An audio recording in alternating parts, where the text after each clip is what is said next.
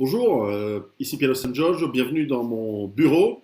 Aujourd'hui, je suis avec un très très bon ami et un ancien collègue, Jean-Claude, Bonsoir. avec qui on a fait les 400 coups et à qui on a fait péter les compteurs. On a beaucoup vendu à travers l'Afrique, à travers la Suisse, à travers l'Europe. Jean-Claude, tu reviens de San Francisco, Exact. une ville où nous avons souvent voyagé pour le travail.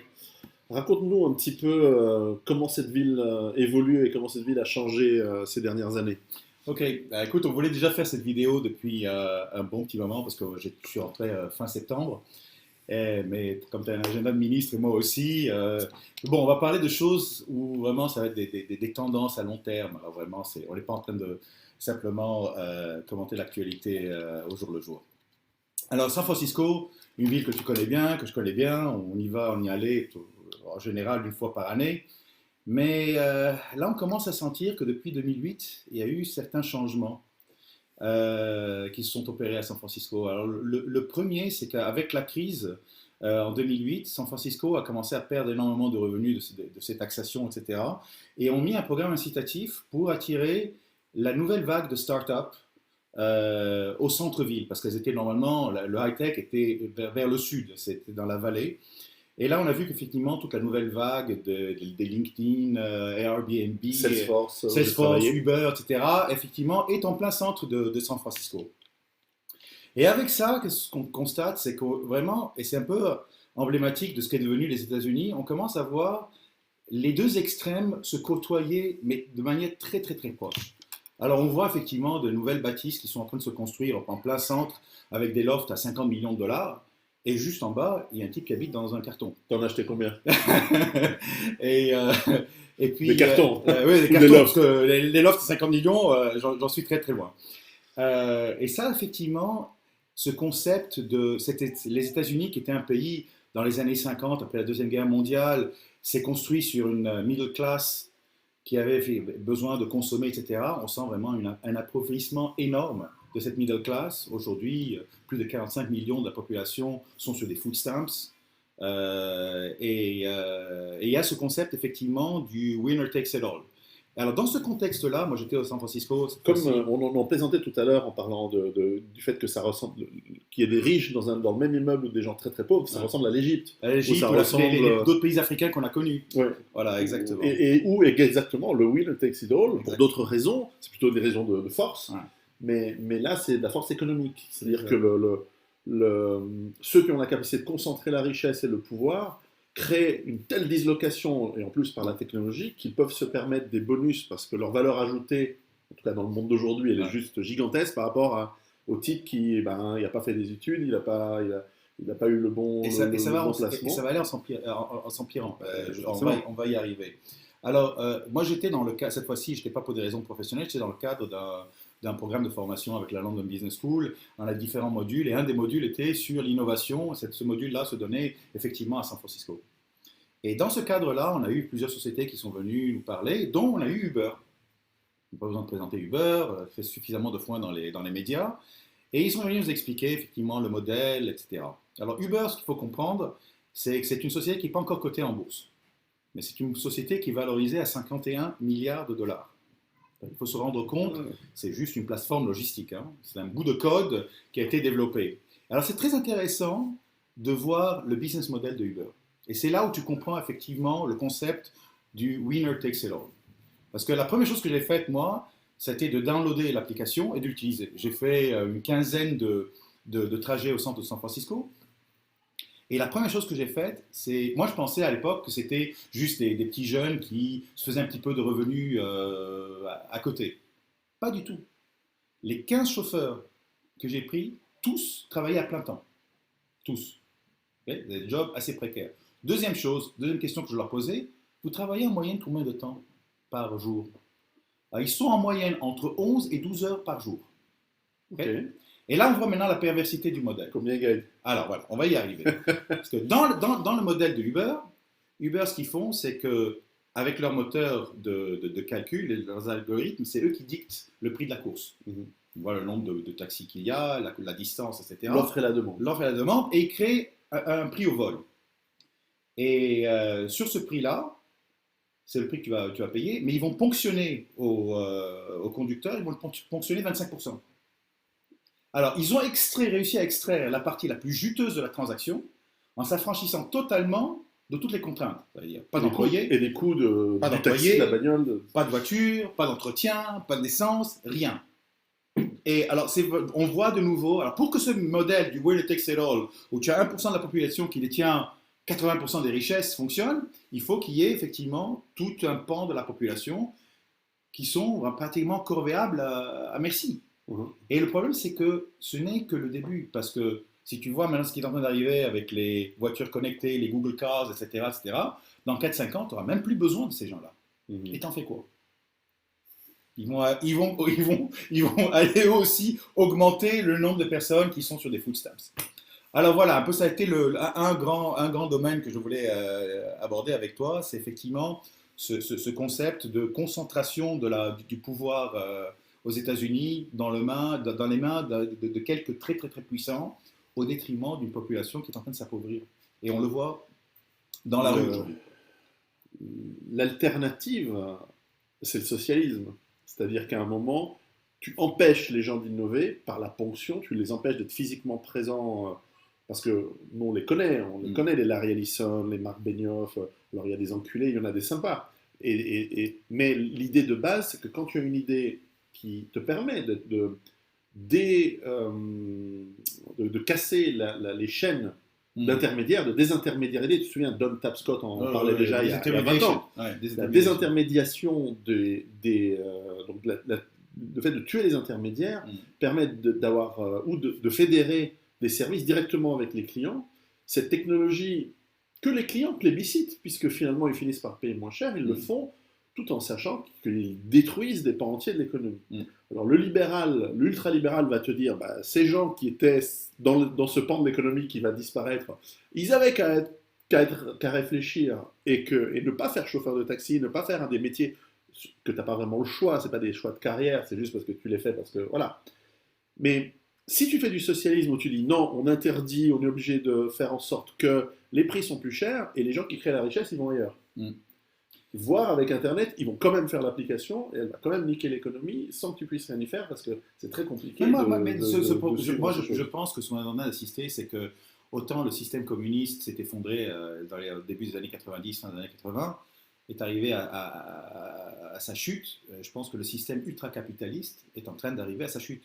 Et je vais te donner un chiffre qui est... Par faute de clients à la fin. Exactement, parce que regarde aussi cette croissance par de la dette.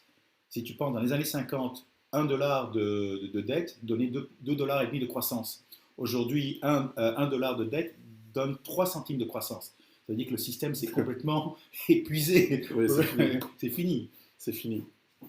Alors, mais par contre, il y a un point qui était intéressant, c'est que quand même ces jobs d'ingénieur au centre-ville de San Francisco, on nous a donné quelques statistiques, c'est qu'un job d'ingénieur qui est créé à San Francisco génère du boulot pour 4 personnes en général, parce que tu as besoin effectivement du type chez Starbucks, tu as besoin du type qui va s'occuper de ton pressing, tu as besoin du mec qui va te conduire avec Uber, tu as besoin de quelques services financiers ou légaux, etc. Voilà, c'est en général, le ratio c'est un ingénieur te donne 4 petits boulots. C'est des métiers au salaire minimum. Ah oui, c'est pas des métiers on est d'accord. à forte valeur ajoutée. Alors voilà. Alors, après ça, on a un autre grand sujet de discussion qui a été la vie de 100 ans. Alors voilà, le transhumanisme... Non, on va parler du transhumanisme après. D'accord. Mais avant le transhumanisme, c'est la durée de vie de 100 ans et au-delà de ça. D'accord. Parce que là aussi, on a vu un grand changement s'opérer, c'est qu'il y a encore, je sais pas moi, 70-80 ans en arrière, il y avait 3 phases bien distinctes. On était un enfant, et de l'enfant, on allait vers le travail, et puis à la fin, on mourait. Il n'y avait rien d'autre. Puis on a introduit 2 étapes, qui a été... l'adolescence. Ouais, l'enfulte. Ouais. Un peu enfant, pas tout à fait adulte, voilà, mais complètement enfoiré. Il y a eu l'adolescence et il y a eu la retraite. Okay. Et là, aujourd'hui, ce qu'on est en train avec des économies qui s'y sont calquées. Parce qu'il y a des économies fixes, la télé, les jeux, machin, pour les adolescents, de 10 à 50 ans. Et parce qu'on est adolescent très tard dans notre vie, en réalité, quand on regarde notre consommation. Et puis, effectivement, des marchés spécifiques pour les retraités, le golf, les maisons de retraite luxueuses, les croisières, Et encore pour une partie de la population, parce que si tu regardes aujourd'hui, les autres humains. Où vraiment ils sont bosser. à bosser au strict minimum. Si tu regardes dernièrement, parce qu'on a vu une statistique qui disait la plupart des ménages aux États-Unis ils finissent leur mois avec moins de $100 d'économie dans la poche. Alors là aussi, c'est très intéressant de voir cette tendance qui s'est faite, parce que jusqu'à dans les années 50, tu avais un emploi qui pouvait faire tourner une famille. Et après ça, dans les milieu des années 50, il y a eu intolérable. trois choses qui sont arrivées très importantes. Alors, la première chose, ça a été l'invention de la carte de crédit. Alors là, subitement, on pouvait consommer plus que ce qu'on en gagnait. La deuxième chose a été la pub à la télévision, inciter les gens à acheter, d'où la fameuse chanson des Rolling Stones, I can get no satisfaction, the guy who wants to try to sell me. Voilà, alors c'est ça. Et la troisième chose, ça a été les femmes qui sont arrivées sur le marché du travail. Et comment, effectivement, on leur a fait croire que c'était une avance sociale, etc. Mais finalement, on voulait taxer l'autre partie de la population qui n'était pas taxable et on lui donnait du pouvoir d'achat pour qu'ils puissent consommer encore plus. Alors, dans ce contexte-là, on a parlé effectivement de la ville de 100 ans. Et qu'est-ce que ça représente pour le système éducatif? Parce que le système éducatif, si tu regardes, et partout dans le monde, c'est un peu la même chose, il a été calqué sur un modèle totalement industriel. Ça veut dire partout, on a la même hiérarchie des matières. Tout en haut, tu as les maths, et la physique et les langues. Après ça, en dessous, tu as histoire, géo. Et tout en bas, tu as les arts. Bon, on a tous 2 bras et 2 mains. On peut faire autre chose que des maths.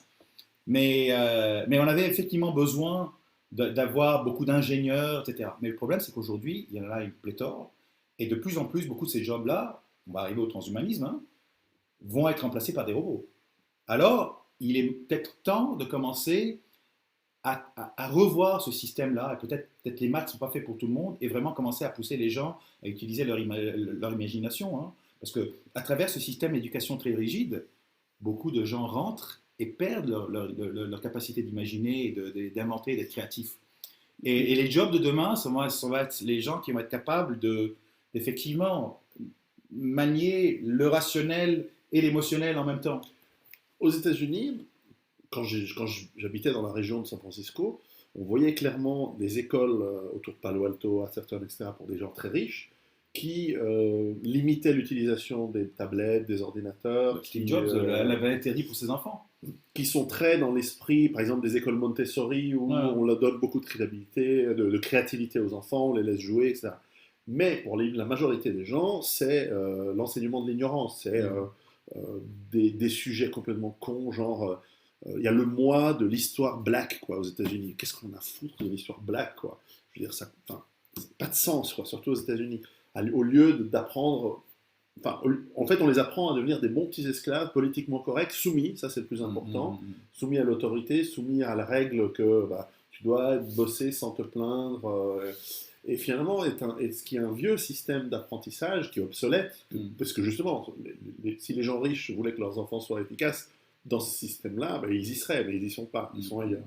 Comment fonctionne l'idéologie justement de ces gens très très riches, les Allison, les autres qu'on connaît? Qu'est-ce qu'ils enseignent et comment leurs enfants se préparent au monde de demain, justement? Ça, je ne sais pas. On n'a pas du tout discuté de ça sur le système. Mais par contre, je pense que le système d'éducation, on sent qu'aujourd'hui est en train maintenant de changer. Et tu le vois très très bien à l'EPFL. Et ça, c'est Abicher qui avait introduit ça. C'est qu'il a fait d'abord, il a arrêté les doublons entre l'Université de Lausanne et l'EPFL, etc.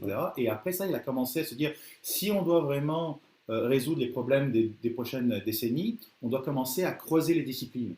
On doit prendre peut-être de l'imagerie et la médecine du cerveau. Et comment croiser ça? Et ce n'est pas par hasard qu'il y a eu une association qui s'est faite entre PFL et Harvard Med. Harvard Med, sur le même campus, de l'autre côté, il y avait MIT. Ils auraient pu faire ça avec eux, mais ils n'avaient pas cette vision-là. Et je pense que c'est ça, c'est effectivement comment commencer à croiser les disciplines pour être plus percutant dans le futur. Mais ça touche. C'est pas Mouloud de Sarcelles qui va accéder aux études pour faire ce métier-là. Alors, à moi, effectivement, si le système républicain et que... Bon, d'accord, c'est pas Mouloud de Sarcelles qui va y aller. Bon, Je laisse Pierrot le- ses interprétations. non, mais ou Kevin, je veux dire Mouloud, mais Kevin aussi de Sarcelles, Ah le mec, il est aussi dans un Non, système. mais c'est clair que la famille et le Ou contexte. Tyrone de Washington, de la banlieue de Washington, il n'a aucune chance le d'accéder système à. et la famille dans laquelle tu as grandi et l'exposition que tu as eue dès ta jeunesse vont effectivement définir le reste de ta. Alors ceux qui réussissent, le Kevin de Atherton ou le Français de bonne famille qui a fait ses études aux États-Unis Qui est resté. et qui Et qui est resté. qui est Qui resté ne revient plus. et qui reviendra plus. Bon, eux, ils accèdent à un monde qu'on connaît, qui est un monde de beaucoup de travail, mais aussi beaucoup de récompenses, de winner takes all, c'est-à-dire que celui qui arrive à avoir la part de marché dominante ou qui travaille à haut niveau dans l'entreprise qui a la part de marché dominante, il ramasse entre stock option et beaucoup d'argent. Ok, cette nouvelle classe de ultra super riches et puissants, comment justement elle voit son avenir, comment elle voit son futur justement. C'est des gens qui aujourd'hui sont entrés dans le moule, ils se posent même plus de questions, ils travaillent comme des ânes, ils n'ont même pas le temps d'en profiter hein, finalement. De temps en temps, ils s'offrent quelques vacances à droite et à gauche, mais la vie de tous les jours te permettrait. C'est ça le problème de notre société, c'est que tu as des gens qui ont du temps mais qui n'ont pas d'argent, et des gens qui ont de l'argent qui n'ont pas de temps pour dépenser. Et je pense qu'on est allé un peu trop loin. Et tu parlais de cette vie de 100 ans. Alors cette vie de 100 ans, effectivement, ça force maintenant les gens à complètement changer la manière dont tu perçois effectivement ta carrière. Ces carrières où tu rentrais chez Nestlé, chez Philip Morris, etc., et tu faisais 30, 40 ans, c'est terminé. Et puis, tu sais, à l'époque, nous, on regardait, quand on recevait un CV, on regardait la consistance du CV, s'il n'avait pas des trous. Et ben aujourd'hui, ça va avoir des trous, c'est même bénéfique. Ça te permet effectivement de prendre une année sabbatique, d'aller te changer les idées, d'essayer autre chose, de te reformer de nouveau. L'agilité, pas seulement physique et mentale, effectivement, sont les ingrédients qui vont te permettre d'arriver à une vie de 100 ans. C'est encore un avantage pour les femmes, ça, d'avoir des trous. et des gens qui habitent à San Francisco, à Castro. Bref, mais donc oui, donc c'est pas seulement la durée de vie, c'est comment tu remplis cette durée Exactement, de vie. parce que aujourd'hui, tu arrives à 60, 65 ans à la retraite, tu as encore un cerveau qui fonctionne pleinement, tu as encore de l'énergie, tu peux faire encore énormément de choses, même si tu n'es pas rémunéré. Fais-le pour ta communauté, fais-le pour les autres, essaie de transmettre ce know-how que tu as. Ça, c'est vrai qu'ils le font de plus en plus. Et ça, tu le vois effectivement dans les places d'apprentissage en Suisse et en Allemagne, effectivement, tu as cette transmission de la connaissance, qui est une connaissance qui n'est pas dans des manuels, hein, c'est dans l'expérience. Exactement. Comment tu transmets ça et comment effectivement tu crées des générations entières, des filières d'artisans. Le rêve de certains, c'est non seulement de remplir une vie de 100 ans, mais c'est aussi de prolonger ces 100 ans à plus, à beaucoup plus. Alors, on va commencer à toucher à un autre sujet. Alors, dans ce tour qu'on a fait, on a eu la possibilité d'aller voir, de visiter l'université qui s'appelle Singularity. Alors, Singularity, qu'est-ce que c'est? C'est l'université futuriste de la Silicon Valley. Elle a été fondée par Ray Kurzweil. Alors, Ray Kurzweil, je ne sais pas si on a besoin de le présenter, Très connu, mais c'est un peu le pape du transhumanisme, au-delà de l'humain. Et ça a été un inventeur dès son très jeune âge. Pour les musiciens qui nous écoutent aujourd'hui, ceux qui se rappellent, effectivement, il avait créé le premier synthétiseur, le premier piano qui était capable de reproduire le son d'un grand piano. Et d'ailleurs, tu vois, il y a certains synthés où tu as écrit Kurzweil derrière. Ah ouais, c'est lui, effectivement. C'est lui qui a produit ça. Alors, c'est aujourd'hui le patron des développements chez Google. Ouais. Un homme très très puissant. Effectivement, lui et son associé Peter Diamandis, je pense, se donnent maintenant cette vision d'aller au-delà de l'humain, d'être capable d'ici 20 ans de copier le contenu de ton cerveau, le descendre sur un ordinateur et de pouvoir le passer à quelqu'un d'autre, d'avoir des ordinateurs qui sont plus puissants au niveau capacité de raisonnement qu'un être humain. Où est-ce que ça va nous mener tout ça? Sur le papier, il y a la progression de la puissance de calcul, elle est là. Et puis, tu sais, nous, on l'a vu ça dans l'industrie informatique. Tu te rappelles, avant ça, avant les années 70, l'ordinateur, c'était un gros truc dans un centre de calcul très, très, très loin de nous. Et après ça, il s'est passé, après les années 70, on a eu les premiers mini-computers. Là où j'ai commencé à faire mes armes, sous ton papa, que j'ai toujours énormément respecté comme un grand monsieur. Et là, l'ordinateur est arrivé au niveau du département. Il était sous la table, ou il était juste dans le bureau à côté. Après ça, on a eu des PC dans les années 90, arrivés sur notre bureau. Puis on a eu des laptops sur nos genoux. Puis après, on les a eu dans la poche avec nos iPhones. Maintenant, on les a sur le bras. Et bientôt, peut-être qu'on Sous la peau. on l'aura sur la peau. Alors, effectivement, je ne dis pas que tout ça, c'est mauvais. Ça, en tout cas, ça se rapproche de plus en plus de nous. Ça se fait, en tout cas. Ça se rapproche de plus en plus de nous. Okay, maintenant, moi, la seule chose que je crains dans tout ça, c'est pas ces concepts de transhumanisme, effectivement, etc. C'est ces concepts-là dans le contexte actuel. Dans un contexte où, de plus en plus, on est fliqué, on nous enlève la liberté, effectivement, le droit de s'exprimer, etc. Si en plus de ça, on commence à avoir une puce et qu'il y a quelqu'un qui est capable de la contrôler, etc., je sais pas, là on est vraiment dans le délire orwellien. Hein. Tu penses que les gens qui commandent, ils sont pas avec un grand cœur et alors qui effectivement, notre... mais effectivement, on va toujours t'amener ça sous la couverture d'un progrès social, etc., etc. Mais effectivement, il y a des débordements énormes autour de ces technologies du futur. Hein. Eux, en tout cas, ils y croient à fond. Ils y croient à fond, mais bon, il y a des gens qui les traitent de barjots. Hein. Ils y croient à fond. Ils pensent effectivement pouvoir surpasser Dieu et sa capacité de créer. Voilà, souvent, les critiques qui me gênent personnellement sont des critiques qui viennent de gens religieux, qui sont genre c'est horrible, vous pouvez pas changer la création divine. Non, mais les religieux ont toujours été en retard sur les technologies. Exactement. On l'a vu avec le procès de Galilée. Une critique plus, à mon avis, intéressante, c'est une critique de gens comme John Michael Greer ou Kunstler, qui d'ailleurs dans Too Much Magic, il te dit, au fond, cette croyance de pouvoir toujours aller plus loin et que quelles qu'en soient les conséquences, ce sera forcément positif, etc. Et de résoudre tous les problèmes par la technologie. Voilà. C'est une sorte d'invocation magique, c'est une sorte de religion. Et il doute d'ailleurs de la capacité énergétique de pouvoir financer tout ça, parce que finalement, pour pouvoir produire de plus en plus de technologie et de plus en plus de puissance, ce qui est un fait, effectivement, nous avons cette loi de Moore qui s'applique dans énormément de domaines, pas seulement l'informatique, dans la biologie. Aujourd'hui, il y a de plus en plus de biomimétisme, de la biomécanique. On fabrique en utilisant des procédés qui copient la nature pour fabriquer des nouvelles machines, de la nanotechnologie, etc. Tous ces éléments nouveaux qui convergent, ils sont basés sur une structure industrielle de plus en plus vaste. Enfin, plus la pyramide monte, plus la base doit s'étendre avec des gens qualifiés. Or, on a de plus en plus de masses. Et il y a autre chose aussi. Est-ce que vraiment on va être capable d'avoir les matières premières qui vont... Voilà, j'allais venir. Toutes ces masses, elles ont besoin de nourriture. Pas seulement de nourriture, mais les minéraux, les métaux, pour effectivement continuer à produire toutes ces technologies. Alors, jusqu'à présent, les craintes ont été infondées dans le sens où nous avons réussi, jusqu'à maintenant en tout cas, à croître, à nourrir de plus en plus de gens. On est à 7,5 milliards de personnes. De fait, la machine, elle s'est emballée, mais elle tourne encore. La question qu'on se pose tous, c'est jusqu'à combien de temps? Ces gens qui sont tout en haut, ce qui se posent, les questions de savoir si justement la base industrielle est capable, ou c'est quelque chose qui they take it for granted. C'est genre, ouais, mais bon, c'est bon, quoi. On va y arriver parce que...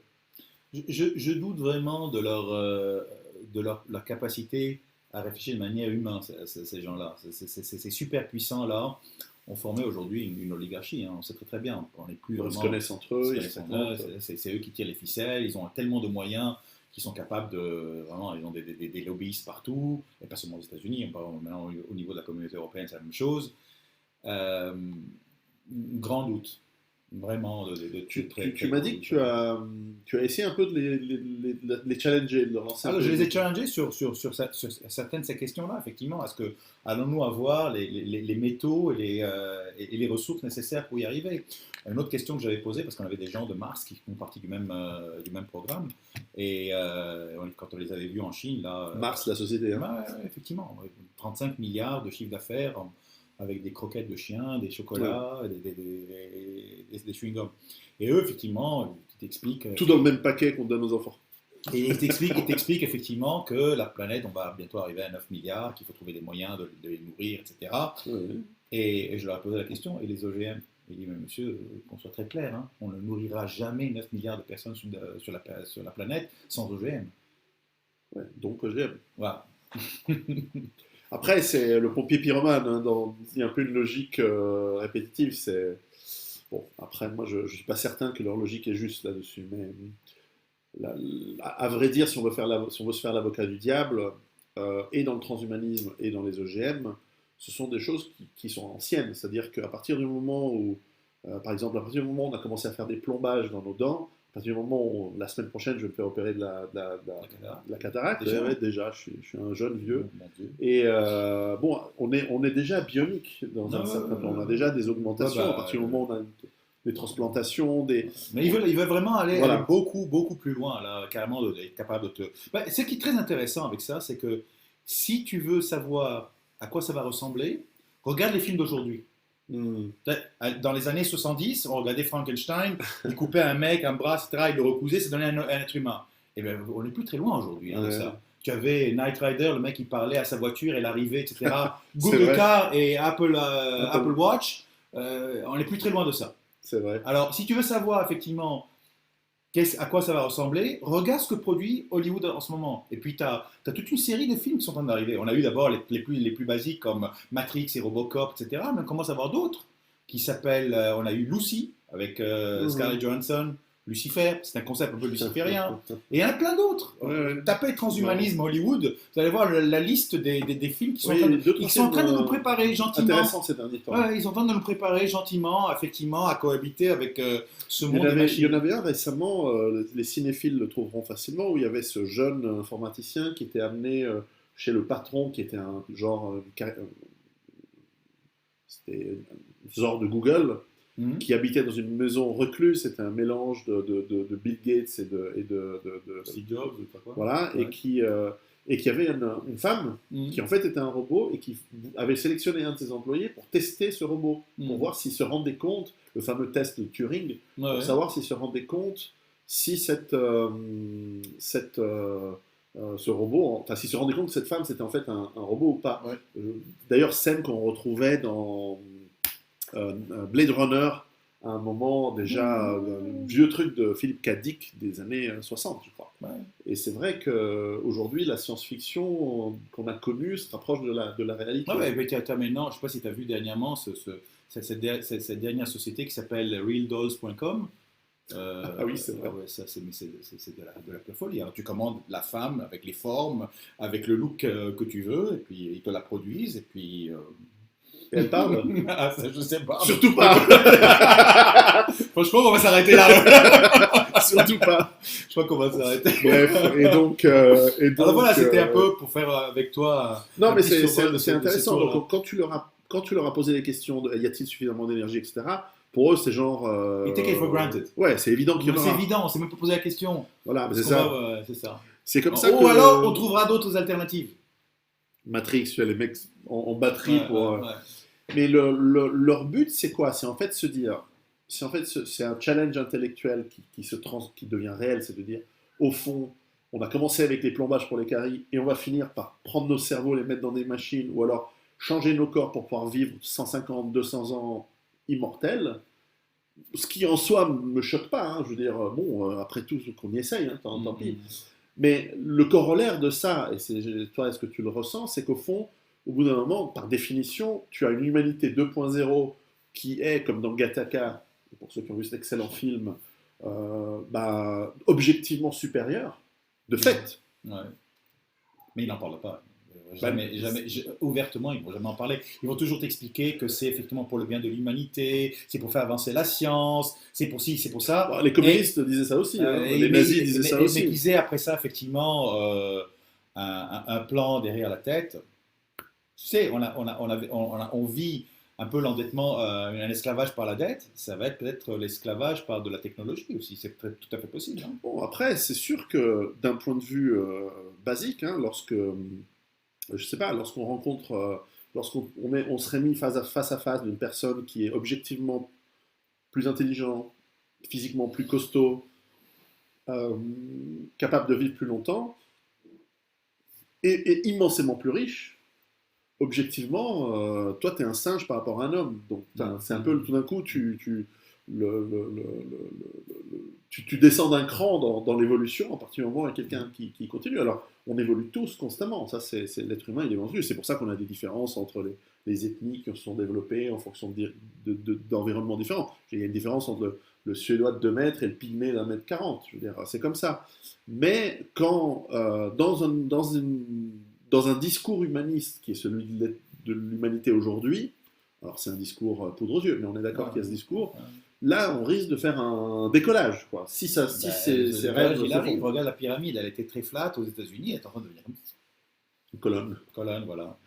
Une aiguille. Mais oui, c'est intéressant. Qu'y a-t-il d'autre d'intéressant? Qu'est-ce que tu as remarqué aux États-Unis ces derniers voyages? C'était essentiellement ces 3 points. C'était effectivement ces 2 mondes qui se côtoient.